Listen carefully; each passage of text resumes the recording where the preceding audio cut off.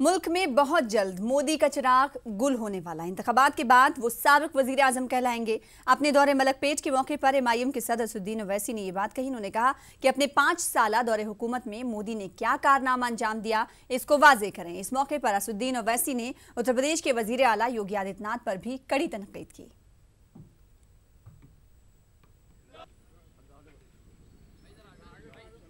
23 मई को जब नतीजा आएगा, इन्हों एक्स प्राइम मिनिस्टर हो जाएंगे साबिका।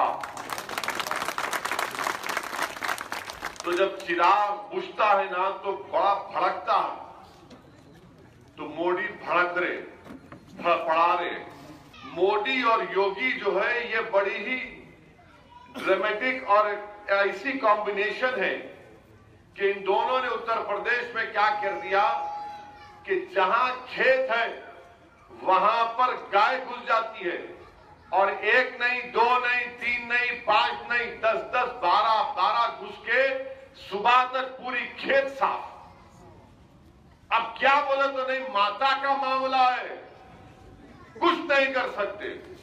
तो जो लोग भी बोल रहे हैं भाई, मगर हमारी खेत को खा जाना ये कौन सी ममता है।